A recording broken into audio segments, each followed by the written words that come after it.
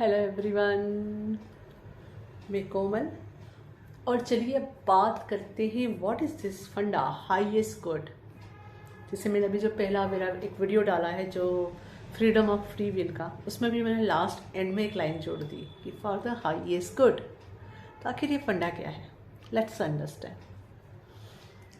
हर इंसान के पास कई सारी काबिलियत होती है और हर एक इंसान के पास ये शक्ति है कि वह अपनी साइकिक एबिलिटीज़ को डेवलप कर सकता है। अंडरस्टैंड।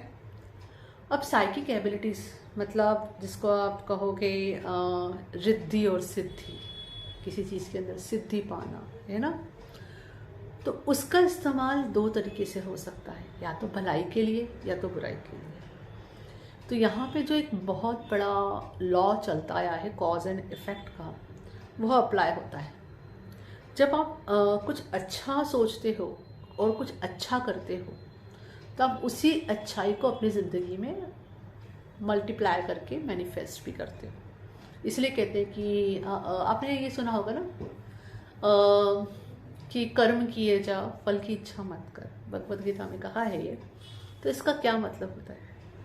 इसका मतलब ये नहीं होता कि आपको फल नहीं मिलेगा। क्या फल मिलेगा वो गॉड पे छोड़ दो, क्योंकि आपने अगर कुछ अच्छा काम किया, अच्छा कॉज किया, अंडरस्टैंड, तो पहली चीज़ वो कभी वेस्ट नहीं गया। ये यूनिवर्सल लॉ है।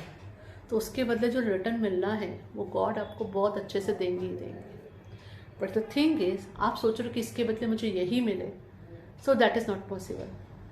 क्योंकि यहाँ पे वो आपको हाईएस्ट गुड मिलेगा। उस एक्शन से जो हाईएस्ट गुड आपको मिलना चाहिए वह मिलेगा। हो सकता है आपने जो एक्शन किया है उसके बदले हो सकता है आपको पीस मिलना है, और आप पीस की जगह आप सोच रहे हो कि यार मैं न्यूट्रल हो जाऊँ, मैं न्यूट्रल हो जाऊँ। तो अच्छी बात है ना, जो हाईएस्ट गुड मिलना है वह मिलेगा, आपको पीस मिलेगा, पीस ऑफ माइंड मिलेगा। अंडरस्टैंड। सो इसलिए ये बार बार कहा जाता है कि मैंने कहा ना, हमारी फ्री विल बहुत बड़ी होती है।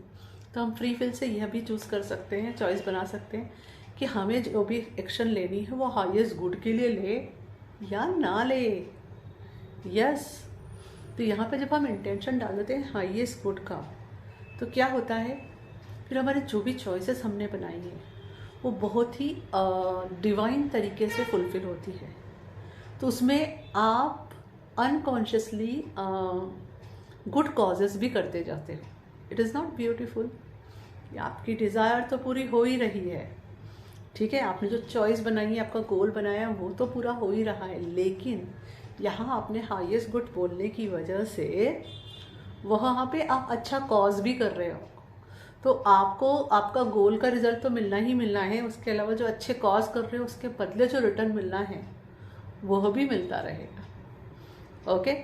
तो कभी कभी क्या होता है, जैसे आपने गोल बनाया है और जस्ट आप गोल को पाने के लिए लग गए, आपका इंटेंशन यहाँ आपने नहीं डाला कि आपको हाईएस्ट गुड के लिए करना है एंड तो यहाँ पे पॉसिबिलिटी ये भी बनती है कि आप उस चीज़ को कहते हैं ना, कुछ गलत एक्शन करके भी प्राप्त करो, है ना। अगर ऐसा करोगे तो क्या होगा, जो गलत किया, कॉज एंड इफेक्ट का रूल आ जाता है वहाँ पे फिर से। तो उसके बदले जो परेशानी मिलनी होती है वो मिलती है। अंडरस्टैंड। अब ये अलग फंडा है कि मैं वो भी एक्सप्लेन कर दूँगी थोड़ा सा कि अगर ऐसा कुछ हो गया है आपसे तो उसको कैसे ठीक करना। पर वो चीज़ होती है, तो उस चीज़ से बचने का सबसे अच्छा तरीका होता है कि आप हाईएस्ट गुड का इंटेंशन ही डाल दो, फिर वो यूनिवर्स टेक केयर करता है कि वो हाईएस्ट गुड के थ्रू कैसे कराना है। अगेन डिवाइन ऑर्डर आता रहेगा, फॉलो करना है या नहीं करना है आपके पास फ्री विल है। चलिए, अब आपको रियलाइज़ होता है कि आपने जाने अनजाने कुछ गलत कर दिया, ठीक है, आपको पता नहीं था कि ये गलत है। तो अब आपको ये होगा कि कॉज एंड इफेक्ट का रूल आता है, तो उसकी वजह से थोड़े तो आप परेशान हुए। ओके। जो आपको मेंटल डिस्टर्बेंस आया वो उसी एनर्जी की वजह से आया, क्योंकि आपने रॉन्ग एनर्जी दी, किसी तरीके से गलत एक्शन कुछ ली, इस वजह से वो परेशानी आई। लेकिन इससे फ्री ऐसे हो सकते हो कि पहली चीज़ तो आपको रियलाइजेशन हो गया। वहाँ पे रियलाइजेशन हो गया मतलब क्या हो गया, अवेयरनेस आ गई। और मैं जैसा बोलती हूँ, जैसे अवेयरनेस आ गई तो क्या हो गई, हीलिंग शुरू हो गई। हीलिंग मतलब releasing those energies which is not serving you, which is not for highest good. Okay. तो अब क्या हो गया, अगर आप उसी लोअर एनर्जी में रहोगे तो घड़ी घड़ी वही लोअर एनर्जी बाहर भी दे रहे हो, आपके ओरा से वही स्प्रेड भी हो रही है। तो जो लोग आसपास है उस पर भी उस चीज़ का इम्पैक्ट जा रहा है। अगेन ये डिफरेंट स्टोरी है कि वो भी रिसीविंग में है इसलिए उनको इम्पैक्ट जा रहा है। It is there choices, but what ever आपसे वो ऑरा में से बाहर निकल रही है। अंडरस्टैंड? तो जब आप यहाँ पे चॉइस बनाते हो कि okay I choose to forgive myself for whatever mistakes I did in past, क्योंकि आपका सेल्फ जिसको जितना नॉलेज था, विजडम था, अकॉर्डिंगली उसको लगा कि वो सही तरीका है, उसने वो काम कर लिया। अब आपका जो प्रेजेंट सेल्फ है उसको समझ में आ गया कि ओके वैसा नहीं करना चाहिए था।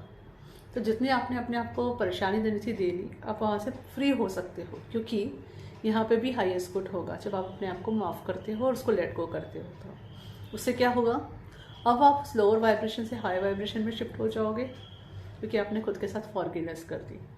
तो अब क्यों कौन सी एनर्जी स्प्रेड करोगे बाहर? High vibration. तो आसपास जो लोग होंगे उनके पास कौन सी वाइब्रेशन जाएगी? High vibration. अगेन ये उनकी चॉइसेस को रिसीव करना है या नहीं करना, क्योंकि उनके पास भी फ्री विल है। ओके, तो इस तरह से फिर आप गुड दे रहे हो तो गुड रिसीव भी करना चालू करोगे। तो ये आपका पैटर्न या साइकिल था, या एक तरीके से एक अनकॉन्शियस चॉइस थी जहाँ आपने कुछ गलत किया था, तो उसको देखा, आपने फ्री विल के साथ चूज कर लिया कि अब मुझे ये गलत करना बंद करना है, और इस गलत का जो असर मुझ पे आ रहा है बार बार, अब मुझे वह भी बंद करना है। जैसे ये चॉइस बनाई अपने फ्री विल से विद आईएस गुड वर्ड के साथ, तो क्या हुआ, आप उस लो वाइब्रेशन से बाहर आ गए। अब आपको भी वो गिल्ट और शेम और जो भी फीलिंग्स थी लोअर वाइब्रेशन, वो फील नहीं होगी, है ना। और आपने बाहर भी क्या करा, गुड एनर्जी को स्प्रेड करना चालू कर दिया। तो गुड कॉज भी हो रहा है और आपका पैटर्न भी हील हो गया। अंडरस्टैंड? तो इसलिए यह वर्ड बहुत मायने रखता है हाईएस्ट गुड का। और हाईएस्ट गुड में आप चाहो तो ये भी बोल सकते हो highest good of my soul, क्योंकि that is extreme highest good है वो। ओके, तो अगर आपको मन में फीलिंग आ रही कि मेरे को सिर्फ हाईएस्ट गुड बोलना कंफर्टेबल नहीं लग रहा है, तो आप highest good of my soul बोल सकते हैं। Okay, I hope this information will help you in your day to day life, कि what is the funda of highest good, और उसको आप कैसे ब्यूटीफुली अपनी ज़िंदगी में अप्लाई कर सकते हो। Thank you. हरि ओम तत्सत।